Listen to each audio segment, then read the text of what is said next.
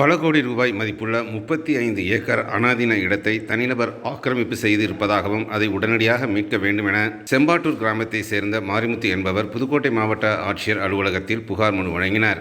இதனைத் தொடர்ந்து செய்தியாளர்களை சந்தித்த செம்பாட்டூர் கிராமத்தை சேர்ந்த மாரிமுத்து, தங்களுடைய கிராமத்தில் அரசுக்கு சொந்தமான அனாதீன இடம் 35 ஏக்கர் அளவில் இருப்பதாகவும் இது பல கோடி ரூபாய் மதிப்பிலானது எனவும் இந்த இடத்தை மீட்க சட்ட போராட்டத்தையே தான் செய்ததாகவும் அதிகாரிகளிடம் பலமுறை மனுக்கள் வழங்கியும் எந்தவித நடவடிக்கையும் எடுக்காததால் மெட்ராஸ் உயர்நீதிமன்றம் மதுரை கிளையில் வழக்கு தொடர்ந்து அந்த இடத்தை மீட்க வேண்டும் என உத்தரவு பெற்றதாகவும், ஆனால் அதையும் புதுக்கோட்டை ஆர்டிஓ உள்ளிட்ட வருவாய்த்துறை அதிகாரிகள் செய்யாததால் மீண்டும் நீதிமன்றத்தை நாடி நீதிமன்ற அவமதிப்பு வழக்கு தொடர்ந்ததாகவும், இதனைத் தொடர்ந்து புதுக்கோட்டை மாவட்ட நிர்வாகம் உடனடியாக அந்த இடத்தில் 17 ஏக்கர் இடத்தை மட்டும் மீட்டெடுத்து இந்த இடம் அரசுக்கு சொந்தமான இடம் என போர்டு வைத்ததாகவும், அரசு ஏடுகளில் அந்த இடத்தை மீண்டும் அரசுக்கு சொந்தமான இடம் என வகைமாற்றம் செய்து விட்டதாகவும், ஆனால் தற்பொழுதும் அந்த இடத்தை தனிநபர் ஆக்கிரமித்து வைத்திருப்பதாகவும், மீட்கப்பட்ட இடத்திலும் கூட தற்பொழுது தனிநபர் கட்டிடங்கள் கட்டி ஆக்கிரமிப்பு செய்திருப்பதாகவும், இதை உடனடியாக மாவட்ட நிர்வாகம் மீட்டெடுக்க வேண்டும் என செய்தியாளர்களிடம் தெரிவித்தார்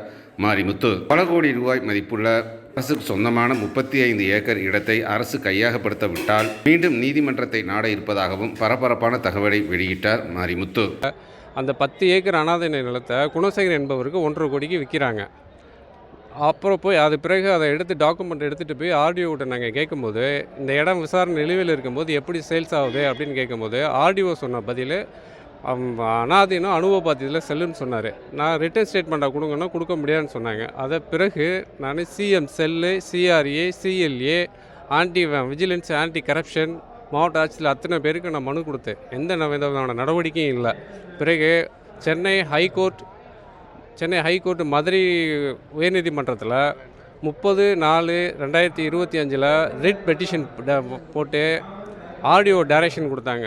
347லேருந்து 355 வரல அனாதீன லேண்டை வந்து விசாரித்து நான் ஆக்கிரமிப்பு அகற்ற சொல்லி கொடுத்தாங்க. அதுக்கும் ஆர்டிஓ வந்து எந்த விதமான நடவடிக்கையும் எடுக்கலை.